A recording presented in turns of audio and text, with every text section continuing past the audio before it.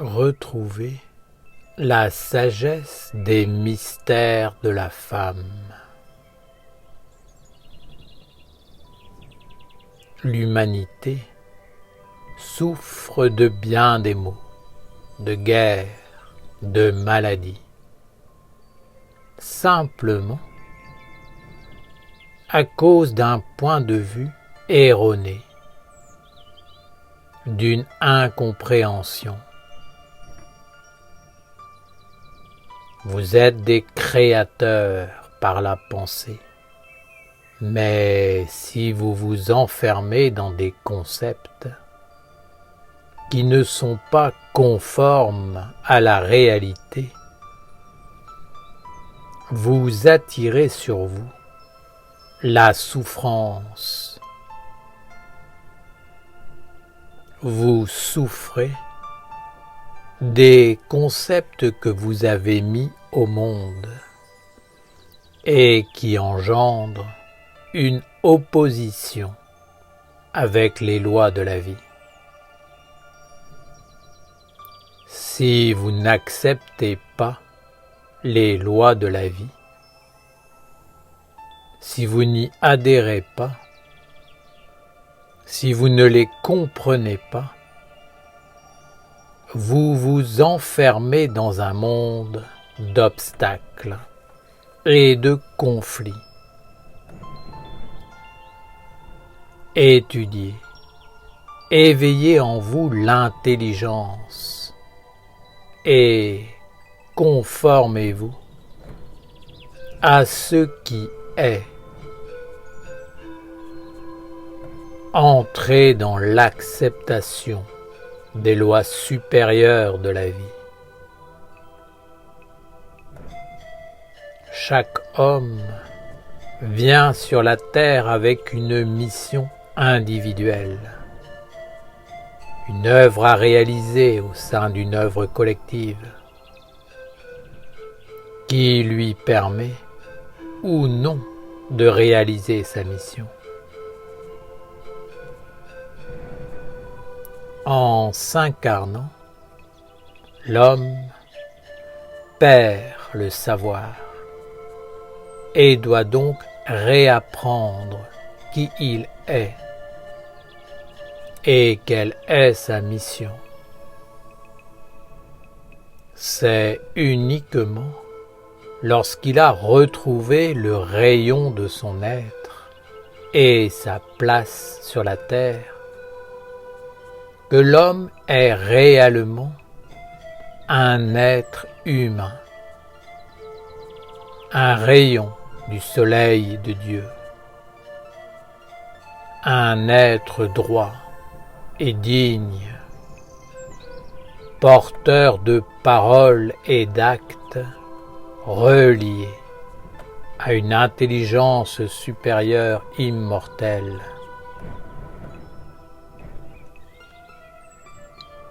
Cette période de la vie sur Terre, où l'homme doit retrouver son être, est fondamentale. C'est l'étape de l'éducation, de la formation, de l'apprentissage. Dans les mystères, ce moment de la vie correspond au mystère de la femme, celle qui ne se contente pas de mettre au monde un corps, mais qui veut, à travers lui, faire naître une âme pure, belle, lumineuse, vraie, libre. C'était la mission du collège féminin de l'initiation, de faire naître l'homme sur la terre, en lui permettant d'acquérir un corps et de retrouver son être véritable par la connaissance de soi. de Dieu et de l'univers. Alors l'homme pouvait trouver sa place, sa mission, accomplir son œuvre. L'homme était guidé dans l'amour et la confiance, afin que s'éveille en lui la divinité cachée. Toutes les situations, tous les événements, les rencontres, les affinités, les rêves étaient regardés comme des écritures, des déclencheurs de l'éveil,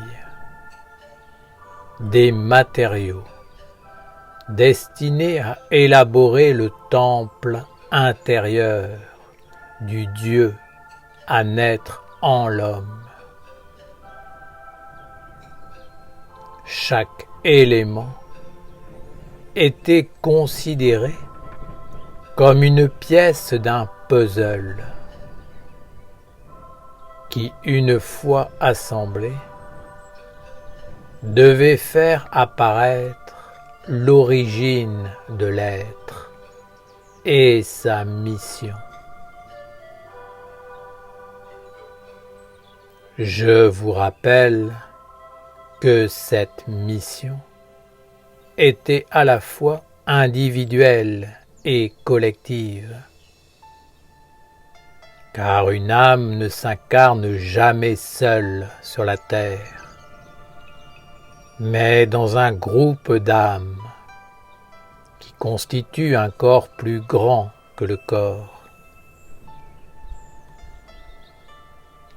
Prenez conscience que le fait d'avoir perdu la sagesse de ces mystères féminins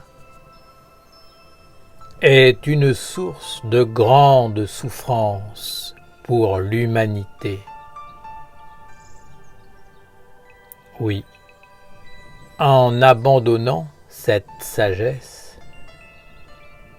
l'homme a été fécondé par une éducation dont le but n'est plus de l'éveiller dans son être véritable, mais de l'endormir afin de le mettre au service d'un monde fabriqué pour des intérêts détournés, qui ne sont pas ceux de son âme.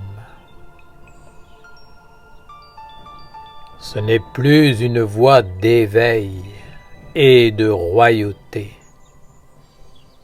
mais un envoûtement et une possession au moyen d'un savoir qui fait naître dans le corps une personnalité illégitime,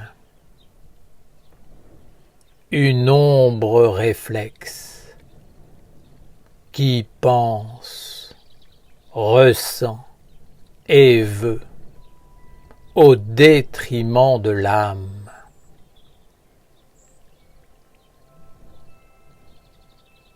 C'est un concept erroné, une ignorance rendue vivante et gouvernante, l'enfantement et la mise au monde d'une erreur qui engendre nécessairement conflit, maladie et souffrance. Finalement, l'homme est donné à cette éducation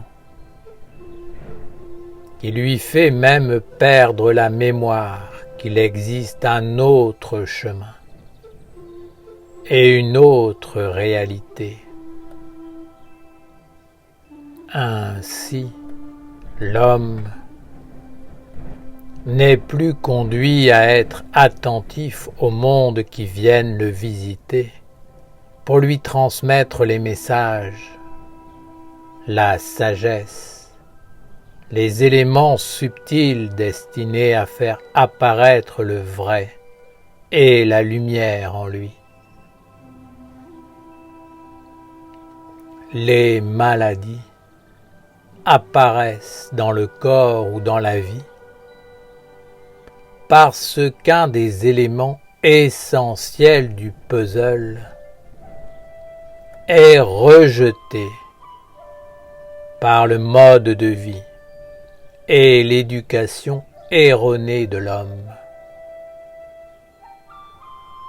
Le corps, qui doit se construire à l'intérieur du corps, ne peut donc pas se constituer. Et la raison d'être de l'homme n'est plus. Elle ne peut plus se manifester. Il s'agit de toute une science, car il y a à l'intérieur de l'homme et autour de lui des mondes, des univers entiers qui attendent un message précis afin de pouvoir entrer dans l'accomplissement de leur destinée. L'homme ne vit pas seul dans sa vie, sur la terre et dans l'univers. Si un élément de la destinée de l'homme ne peut entrer dans sa vie par la sagesse, la bonne éducation, la tradition et la transmission vivante, par la douceur et l'harmonie, cela se fera par la force, la violence, le déchirement, l'épreuve, la souffrance. L'homme étant mal éduqué, ne connaissant plus la sagesse féminine de la douceur, de l'harmonie, de l'amour, il s'oppose à la vie et ne sait plus interpréter les messages. Alors, il entre dans le conflit, à l'image d'un animal pris au piège, cherchant à mordre la main qui vient pour le délivrer. Mal interpréter les situations ou penser savoir alors que l'on ne sait pas sont des causes de souffrance. Devant l'obstiné, le monde de la lumière n'a pas d'autre choix que d'entrer en lui comme une anarchie qui engendrera un déséquilibre et le conduira avec le temps vers la maladie. Étudiez et comprenez le vrai savoir. Vous devez apprendre à lire le livre de votre vie, car rien n'y est anodin. C'est réellement un livre qui raconte une histoire, qui livre un message. Vous devez savoir l'interpréter afin de vous poser sur une bonne compréhension des êtres qui vivent avec vous et qui vous parlent de multiples façons. Dans votre vie, il y a des éléments, des événements déclencheurs que vous devez comprendre de la bonne façon, celle qui conduit vers l'intelligence de Dieu. Vous devez rassembler toutes les pièces du puzzle de votre vie pour reconstituer l'image de votre être véritable. Il y a des éléments en vous et aussi autour de vous. Ainsi, les souffrances, les épreuves, les maladies sont des messages qui vous invitent à reconstituer la partie manquante à l'intérieur de vous. Rien n'arrive par hasard.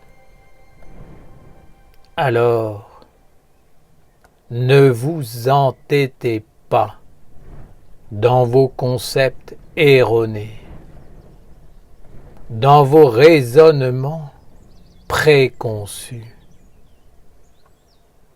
Ne persévérez pas dans la bêtise, mais éveillez-vous dans l'intelligence et engagez-vous sur le chemin royal de l'acceptation que Dieu est amour et que derrière chaque situation de la vie, il y a un chemin d'ignorance ou de sagesse. Jusqu'où persévérerez-vous dans la bêtise? Irez-vous jusqu'à la destruction finale? Entrez dans mon eau vivante et dans la conscience magique de mes relations, de mes échanges. Développez la souplesse et l'intelligence qui permettent d'accueillir l'épreuve ou l'événement qui vient dans votre vie comme un visiteur, sans forcément vouloir vivre avec lui, mais en cherchant à faire apparaître la lumière. Vous y parviendrez par l'étude, la concentration sur l'essentiel, l'observation, la compréhension des mondes, des influences, de la magie, de la façon dont s'écrit le livre de votre vie et de votre futur. En développant cette attitude, cette vision, vous pourrez vous préserver, vous et vos familles, votre nation et votre environnement, de bien des épreuves et souffrances inutiles. Père Gabriel, veux-tu nous dire que tout, absolument tout, est vivant, que tout s'enregistre et devient écriture? Veux-tu nous dire que la souffrance, quelle qu'elle soit, est liée à des événements mal accueillis mal interprétés qui maintenant s'imposent avec violence dans notre vie pour transmettre des messages, des éléments, des écritures. Si ce n'est pas par la sagesse, cela se fait par la bêtise et finalement, cela peut aller jusqu'à la destruction par le recyclage, parce que le message n'a pas été entendu. Est-ce cela, Père? Derrière tout ce qui vous arrive, il y a une intelligence. Si vous ne savez pas la lire, il est évident que vous serez dans une mauvaise interprétation et que cela engendrera naturellement des conflits, des remises à niveau ou des cassures. L'interprétation d'un événement est fondamentale et résulte de l'éducation. Si l'homme est emprisonné dans des concepts particuliers, il faussera le message originel et pourra même créer un monde à l'opposé de l'intelligence qui lui a été transmise. Cela est flagrant dans le message de Jésus qui vient pour apporter la parole de Dieu. Jésus était un homme vrai qui a été bien éduqué. Il parlait, enseignait, et les hommes recueillaient ses paroles et ses actes. Mais il les interprétait d'une façon mortelle, comme des superstitieux qui croient en des miracles et qui font d'un Fils de Dieu un être extraordinaire, investi d'un pouvoir surnaturel. Ainsi, certains hommes ont fabriqué un concept erroné qui a emprisonné l'humanité dans le faux et l'a détourné du bon chemin et de l'éducation sage.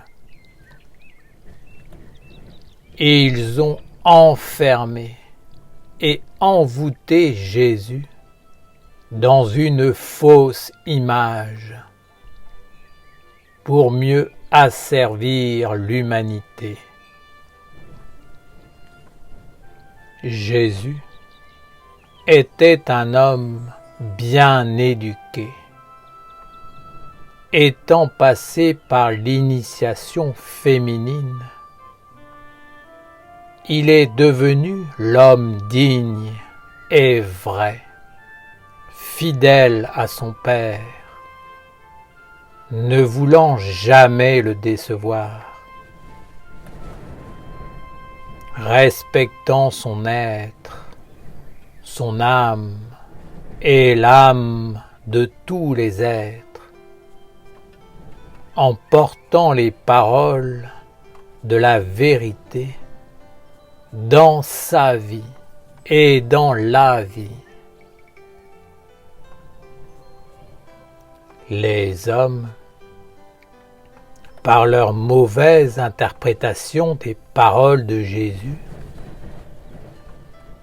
ont engendré une série d'événements fâcheux et même de catastrophes.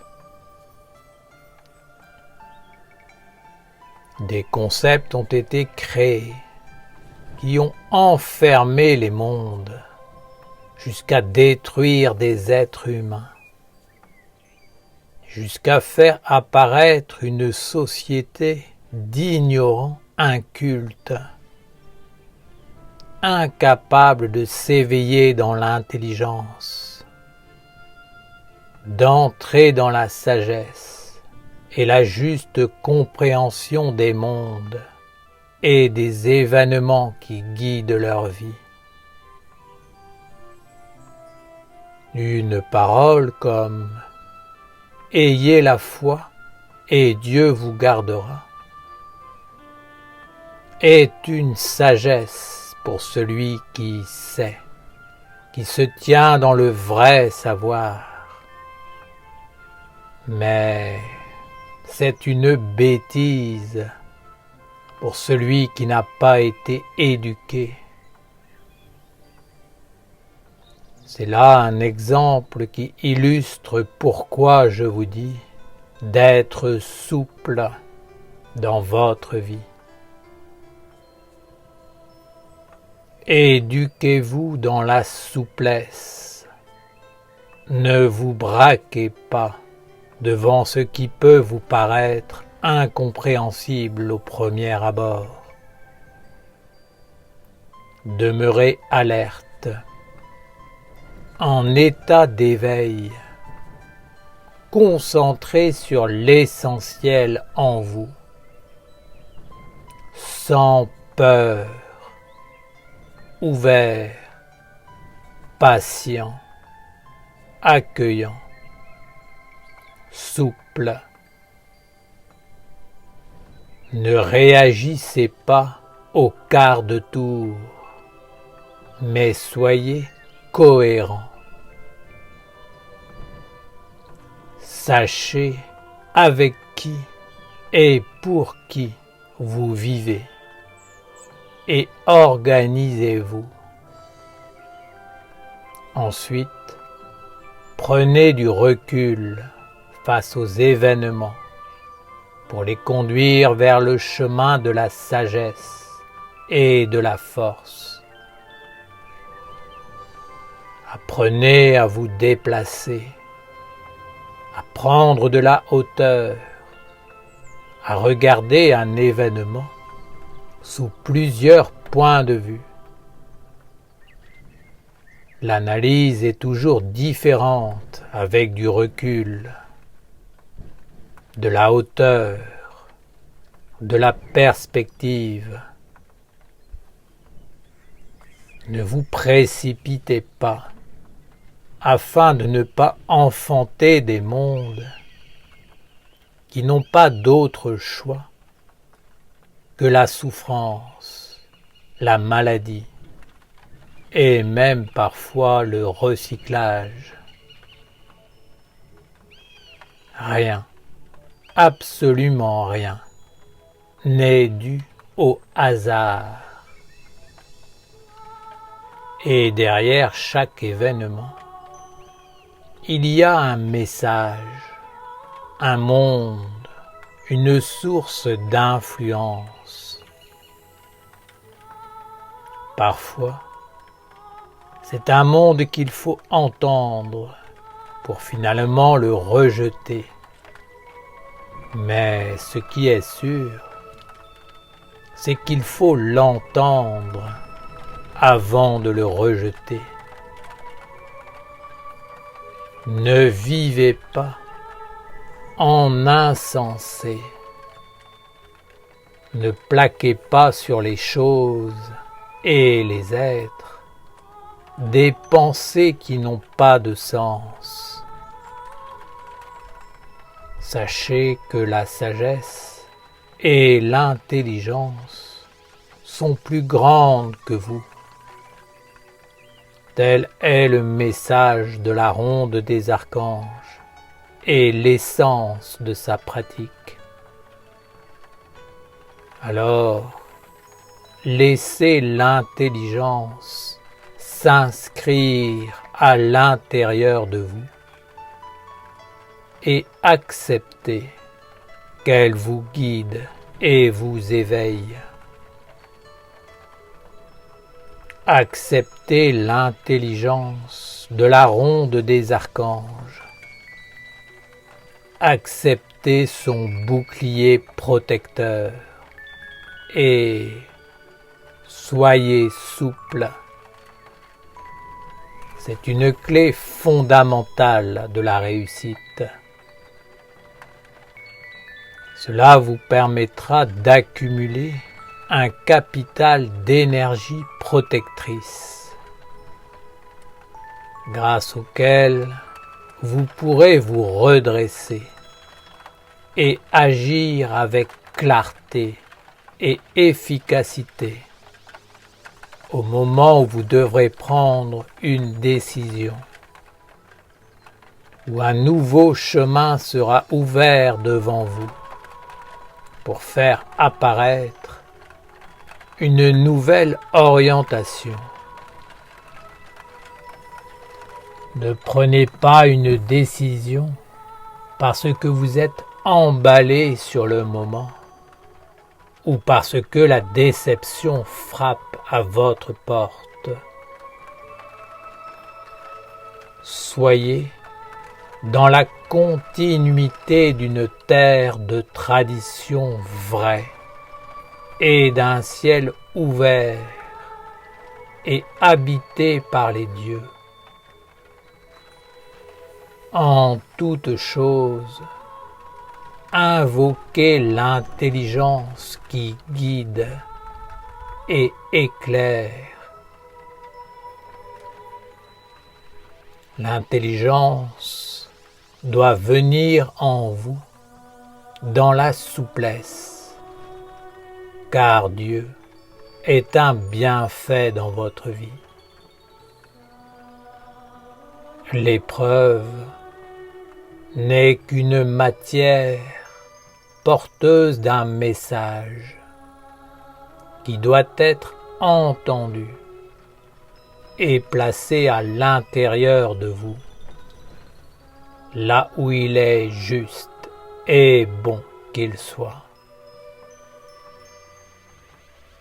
Ne refusez pas d'être redressé lorsque cela est juste.